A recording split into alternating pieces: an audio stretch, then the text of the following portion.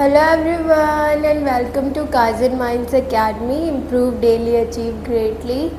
Class 11th Business Studies Chapter 2 हम पढ़ रहे थे Forms of Business Organization, जिसमें प्रीवियस क्लास में हमने पार्टनरशिप बिजनेस क्या होता है वो समझा था और कंप्लीट किया था। आज हमें समझना है व्हाट आर द कोऑपरेटिव्स। ठीक है, तो without any further delay let's begin.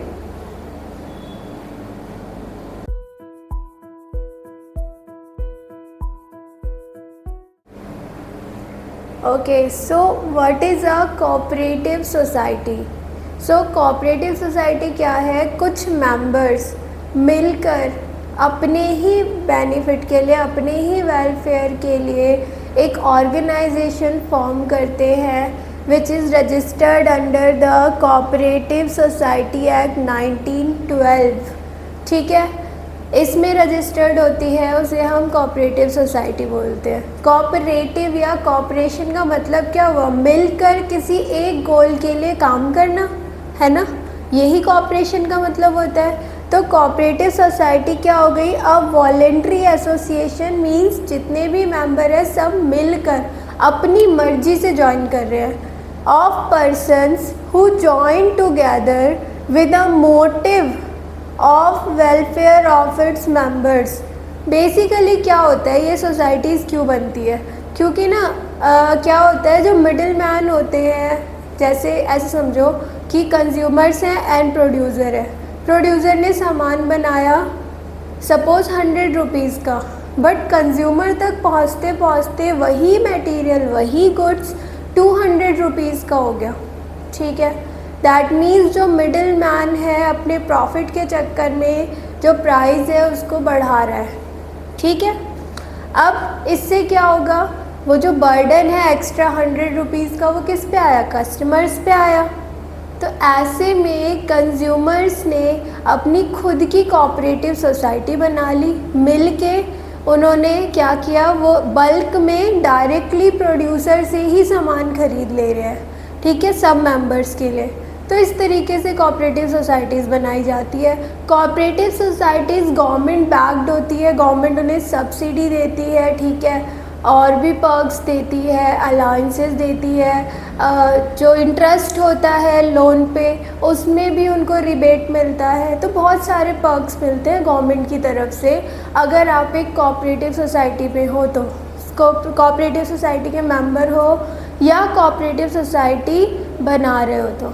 ठीक है, चलो देखो, जैसे अमूल हो गई, फिर ये देखो ये एक बैंक है, बैंक कोऑपरेटिव सोसाइटी हो गई।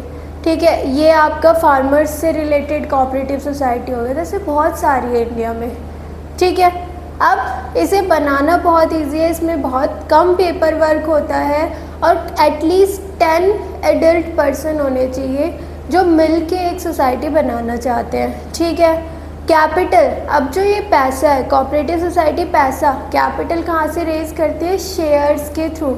मींस जो मेंबर्स हैं उनको शेयर्स अलॉट किए जाते हैं और उसके थ्रू उनसे कैपिटल लिया जाता है। अभी हम समझेंगे शेयर्स क्या होते हैं। ठीक है, बेसिकली शेयर्स क्या होते हैं समझ ही लो। टोटल 1 लाख रुपीज़ अगर लेने हैं, ठीक है, तो 10,000 के शेयर्स बना दिए 10। अब जो 10 मेंबर्स हैं वो कितना कितना शेयर लेना, मतलब जो मेंबर्स हैं वो कितने शेयर, जैसे कोई 2 शेयर लेगा तो 20,000 रुपीज़ देगा, कोई 3 शेयर ले रहा है तो 30,000 रुपीज़ दे रहा है। तो ऐसे करके शेयर्स, मतलब जो भी टोटल अमाउंट था उसको छोटे छोटे इंटरवल्स में छोटे छोटे अमाउंट्स में बांट देना इज़ अ शेयर। ठीक है, अब इसका फीचर्स क्या है? तो सबसे पहले तो वॉलेंट्री मेंबरशिप है। You are free to join and to leave. ठीक है, आपके ऊपर कोई कंपल्सन नहीं है कि आप मेंबर बन गए हो तो आपको वहाँ स्टे करना ही पड़ेगा। आप एक प्रायर नोटिस देकर लीव भी कर सकते हो इस सोसाइटी को। ठीक है, उसके बाद है legal status. After registration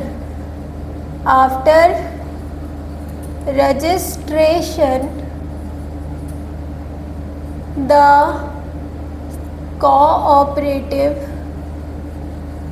society gets a separate legal entity। इसका मतलब क्या हुआ? इसका मतलब ये हुआ बेटा कि जो, अच्छा आपको याद है आपने chapter number 2 principles, accounting principles में एक प्रिंसिपल पढ़ा होगा सेपरेट लीगल एंटिटी प्रिंसिपल, कि बिजनेस अपने ऑनर से अलग होता है। तो कोऑपरेटिव सोसाइटी जब इस एक्ट में रजिस्टर करा लेती है उसके बाद वो भी एक सेपरेट लीगल एंटिटी हो जाती है, ऑनर्स की लाइबिलिटी लिमिटेड हो जाती है और कंपनी के नेम से डिसीजंस लिए जा सकते हैं, कॉन्ट्रैक्ट्स किए जा सकते हैं, लोन लिया जा सकता है, कोई असेट खरीदा जा सकता है, क्योंकि वो जो बिज़नेस है वो एक सेपरेट आर्टिफिशियल पर्सन बन जाता है आफ्टर रजिस्ट्रेशन। उसके बाद लिमिटेड लाइबिलिटी, सेपरेट एंटिटी है तो लाइबिलिटी तो लिमिटेड होगी, तो limited to the contribution by the members. ठीक है, तो मेंबर्स की लाइबिलिटी लिमिटेड होती है, जितना उन्होंने कंट्रीब्यूट किया है, जितना कैपिटल उन्होंने इन्वेस्ट किया है सिर्फ उतना ही उनको बियर करना है, लॉसेस उससे ज़्यादा बियर नहीं करने, उनके पर्सनल एसेट्स नहीं बिकेंगे। ठीक है, उसके बाद कंट्रोल, कंट्रोल मैनेजिंग कमेटी के हाथ में होता है। मैनेजिंग कमेटी जिसे इलेक्टेड बाय द मेंबर्स। ये मैनेजिंग कमेटी क्या होती है? मेंबर्स में से ही कुछ मेंबर्स को मैनेजिंग कमेटी का पार्ट बना दिया जाता है, जो इस सोसाइटी से रिलेटेड सारे डिसीजन लेते हैं थ्रू वोटिंग। वोटिंग कैसे? 1 पर्सन 1 वोट। इसी वजह से हम कोऑपरेटिव सोसाइटी को डेमोक्रेटिक ऑर्गेनाइजेशन भी बोलते हैं, डेमोक्रेटिक ऑर्गेनाइजेशन। और यही एक वन ऑफ द रीजंस है कि गवर्नमेंट इस ऑर्गेनाइजेशन को बैक करती है, क्योंकि यहाँ पर ट्रांसपेरेंसी बहुत ज़्यादा है। ठीक है, फिर सर्विस मोटिव, ये ऑर्गेनाइजेशन या ये सोसाइटी बनी ही किस लिए है? For the welfare of its members. ठीक है, to save themselves from exploitation। ठीक है, इसका एक एग्जांपल हम ये ले लेते हैं, जैसे वर्कर्स, लेबर्स हैं, ठीक है, वो फैक्ट्रीज में काम करते हैं। अब एक अकेला लेबर जो होगा, मैनेजर उसको एक्सप्लॉइट कर सकता है ना, मैनेजर उससे ज़बरदस्ती कह सकता है नहीं तुम्हें ओवर टाइम करना पड़ेगा, नहीं तुमने ये काम ठीक नहीं किया, अनफेयर तरीके से उसे काम से निकाल दे। ठीक है, बट अगर ये एक एसोसिएशन है, अगर ये एक कोऑपरेटिव सोसाइटी है, अगर 10 से 15 से 50 से लेबर मिल के एक साथ अगर एक सोसाइटी का पार्ट है, तो उस जो अनफेयर प्रैक्टिसेस हुई उस लेबर के साथ सॉरी उस लेबर के साथ उसके खिलाफ आवाज़ उठाना आसान है ना, और ऐसे में मैनेजर भी डरेगा कुछ गलत करने से, राइट। तो एक्सप्लॉयटेशन से भी बहुत हद तक सोसाइटीज़ बचाती हैं। ठीक है, तो ये हो गया आपका फीचर्स ऑफ कोऑपरेटिव सोसाइटी। अब इसके बाद 3 पॉइंट और बचते हैं, करते हैं। Let me raise this first. Okay, देखो बेटा, सो लिमिटेशंस और मेरिट्स क्या है? मेरिट्स पहले देख लेते हैं। Ease of formation, all you need to do is register under the cooperative society act, cooperative society act 1912। Cooperative society act 1912, ठीक है, विद मिनिमम 10 मेंबर्स। ठीक है, आपको कुछ नहीं करना, कम से कम 10 एडल्ट मेंबर होने चाहिए और आपको कोऑपरेटिव सोसाइटी एक्ट के अंदर जाके रजिस्टर कर लेना है अपने आप को। बहुत इजीली लेस पेपर वर्क के साथ कोऑपरेटिव सोसाइटी फॉर्म की जा सकती है। इक्वालिटी इन वोटिंग, इसका मतलब क्या हुआ? इक्वालिटी इन वोटिंग का मतलब 1 वोट पर member irrespective of their share in capital। Capital में चाहे उन्होंने किसी के पास ज़्यादा शेयर हो, किसी के पास कम कैपिटल का शेयर हो, बट वोटिंग राइट सबको 1 ही है। ठीक है, that is equality in voting. Limited liability, liability limited है क्योंकि ये सेपरेट लीगल एंटिटी है, तो जितना मेंबर्स ने कंट्रीब्यूट किया है उतनी ही लाइबिलिटी है। लिमिटेड टू द कंट्रीब्यूशन, ठीक है, जितना कंट्रीब्यूट किया है ईच मेंबर ने उतनी ही उसकी लाइबिलिटी है। स्टेबल एग्जिस्टेंस है, मेंबर्स के डेथ होने से, इंसॉल्वेंट होने से, या इसके लिए एक वर्ड है बेटा जी, मेंबर के डेथ होने से, इंसॉल्वेंट होने से, या इंसेनिटी होने से डज नॉट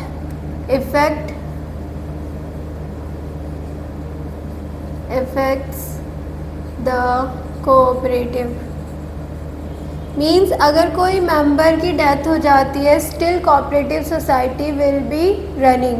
अगर कोई मेंबर बैंकक्रप्ट हो जाता है, उसके पास पैसा ही नहीं है, कोई बात नहीं, आप मेंबरशिप छोड़ के निकल लो यहाँ से, ठीक है, कोऑपरेटिव सोसाइटी को उसका फ़र्क नहीं पड़ेगा।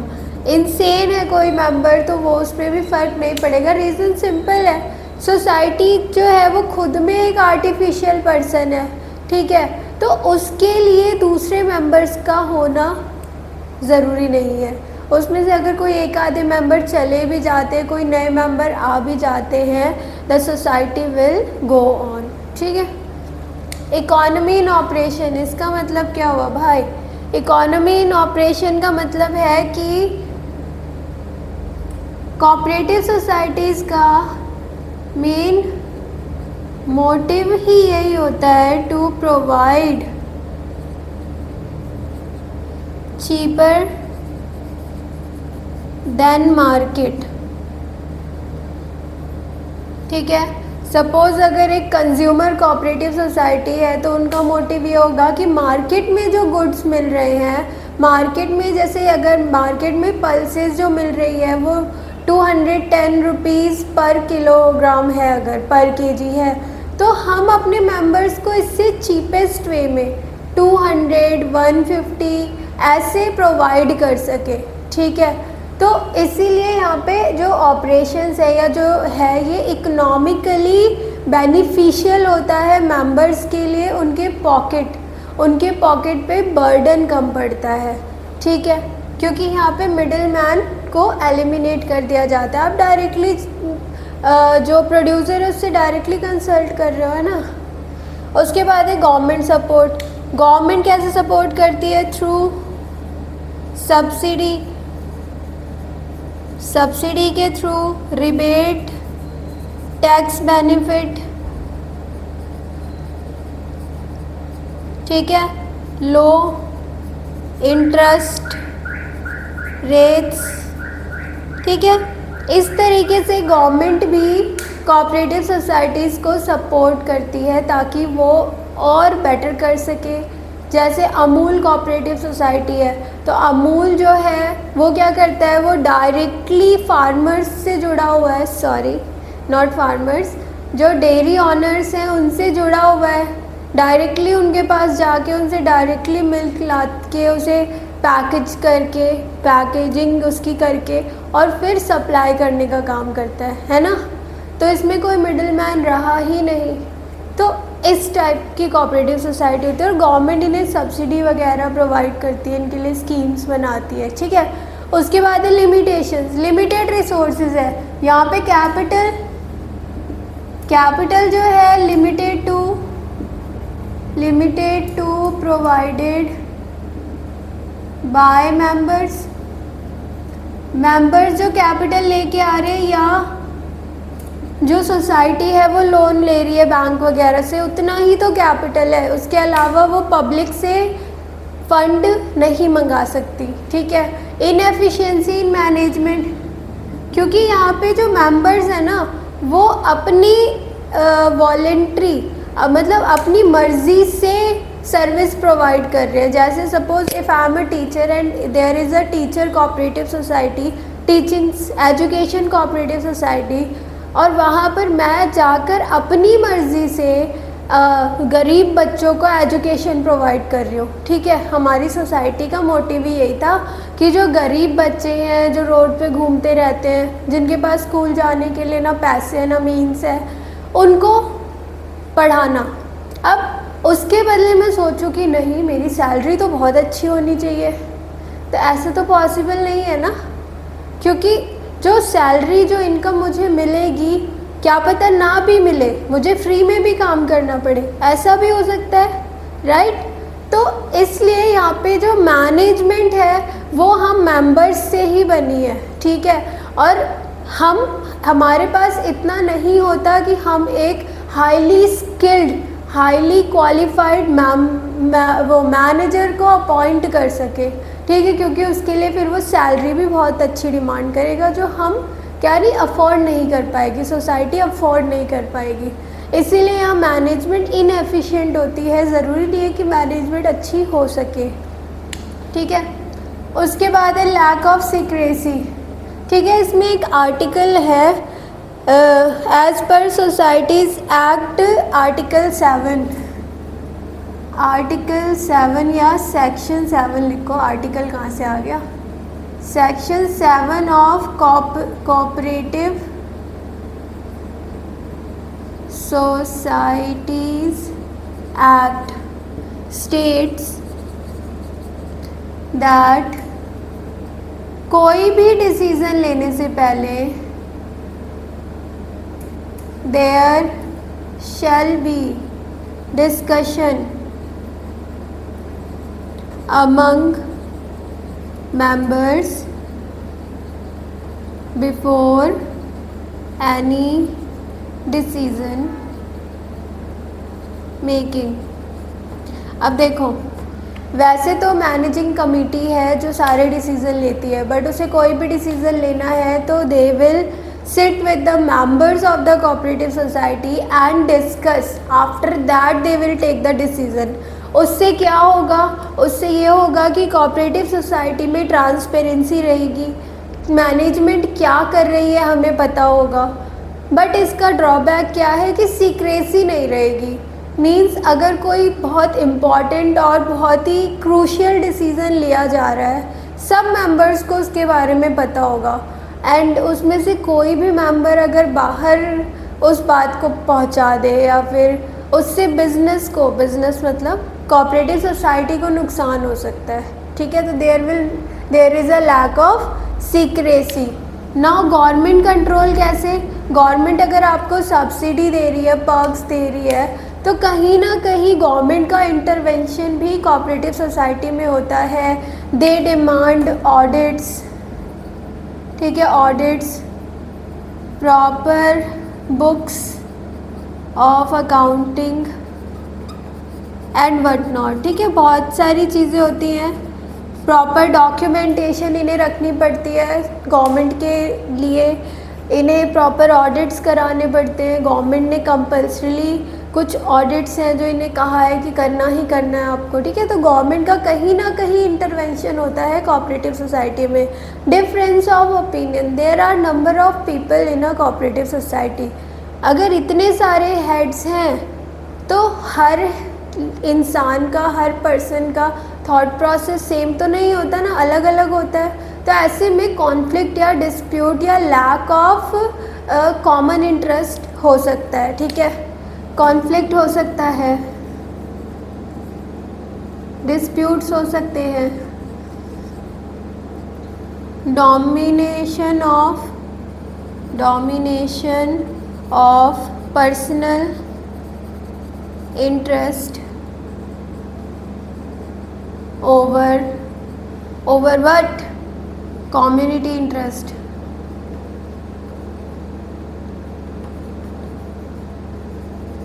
क्या पता मैनेजिंग कमेटी सेल्फिश हो जाए, ठीक है, वो अपने बारे में सोचने लग जाए, कुछ भी हो सकता है, ह्यूमन नेचर है, ठीक है। तो ये आपके ड्रॉबैक्स हो गए। इसके बाद टाइप्स ऑफ कोऑपरेटिव सोसाइटीज़ देख लेते हैं फटाफट। ओके देखो, so there are 6 types of cooperative societies broadly known. पहली है कंज्यूमर कोऑपरेटिव सोसाइटीज़। ये सोसाइटीज़ बेसिकली बनाई जाती है for the purpose of eliminating the middle person between producer and consumer, so that consumers जो मेंबर्स हैं, basically जो member consumers हैं, उनको क्या मिल जाए, वो कम प्राइस में, चीपेस्ट प्राइस में गुड्स असरटेन कर पाए, क्वालिटी गुड्स असरटेन कर पाए। Producers cooperative societies are made so that the producers could get the raw material and other inputs for the production in a best cheapest price, ठीक है। उसके बाद marketing cooperative societies ये क्यों बनाई जाती है? ये इसलिए बनाई जाती है बेटा कि एक मार्केट में 2 टाइप के प्लेयर्स, या यूँ कहूँ 2 टाइप के प्रोड्यूसर्स होते हैं। एक होते हैं स्मॉल स्केल प्रोड्यूसर्स, एक होते हैं लार्ज स्केल प्रोड्यूसर्स। तो लार्ज स्केल प्रोड्यूसर्स मार्केट का ज़्यादा हिस्सा कैप्चर कर लेते हैं। ऐसे में जो स्मॉल स्केल प्रोड्यूसर्स होते हैं वो अपने प्रोडक्ट को उतने अच्छे प्राइस पे सेल नहीं कर पाते, जिससे उनके प्रॉफिट्स उतने बेटर नहीं हो पाते, ठीक है। तो इस टाइप के प्रोड्यूसर्स क्या करते हैं, अपनी एक कोऑपरेटिव सोसाइटी बनाते हैं ताकि वो अपने प्रोडक्ट को रीज़नेबल प्राइस पर सेल कर सके। Then farmers cooperative society. Farmers cooperative society क्या है, आपने देखा होगा कि फ्रेगमेंटेड लैंड होता है फार्मर्स के पास, छोटी छोटी ज़मीनें होती हैं फार्मर्स के पास। ऐसे में better quality seeds, fertilisers, manures, जो मॉडर्न टेक्नोलॉजीज़ है, मॉडर्न इक्विपमेंट्स है, वो पर्सनली क्या बोलते हैं, अरेंज नहीं कर सकते, पर्सनली ख़रीद नहीं सकते, उन पे इतना इनकम नहीं होता। ऐसे में ये फार्मर्स पूल करके मिलकर अपने लैंड को जोड़कर, या यूँ कहें अपने सोर्सेज को पूल कर लेते हैं ताकि मिलकर ये कोई भी चीज़ बाय कर सके, बेटर क्वालिटी सीड्स बाय कर सके, फर्टिलाइज़र्स बाय कर सके, मॉडर्न इक्विपमेंट्स बाय कर सके, ठीक है। फिर है क्रेडिट कोऑपरेटिव सोसाइटी, जैसे बैंक्स की तरह होता है। इसका मोटिव क्या होता है कि मेंबर्स को कम इंटरेस्ट पे लोन प्रोवाइड किया जा सके, ताकि लेंडर्स जो हाई इंटरेस्ट पे लोन प्रोवाइड करते हैं उनसे बचाया जा सके। उसके बाद है कोऑपरेटिव हाउसिंग सोसाइटीज़। इसमें इसका एम होता है कि जो मेंबर्स हैं उनको अफोर्डेबल प्राइस में घर प्रोवाइड किया जा सके, फ्लैट हो गया या प्लॉट ऑफ लैंड हो गया, जिसकी पेमेंट वो इंस्टॉलमेंट में विथ लेस इंटरेस्ट पे कर सके, ठीक है। तो ये 6 आपकी क्या होती हैं कोऑपरेटिव सोसाइटीज़, जिनके बारे में आपकी बुक में गिवन है, एक बार वहाँ से भी आप पढ़ लेना, ठीक है। इसके बाद हम नेक्स्ट क्लास में करेंगे कंपनी, ठीक है। देखते हैं एक क्लास में होती है या 2 में, ठीक है। तो अगर आपको कोई भी इशू, कोई भी प्रॉब्लम, कोई भी डाउट है, you can drop it in the comment section, और you can DM me personally on @KMAwords, ठीक है, on Instagram. So that's it for today. Next class में मिलते हैं। Have a nice day, bye bye.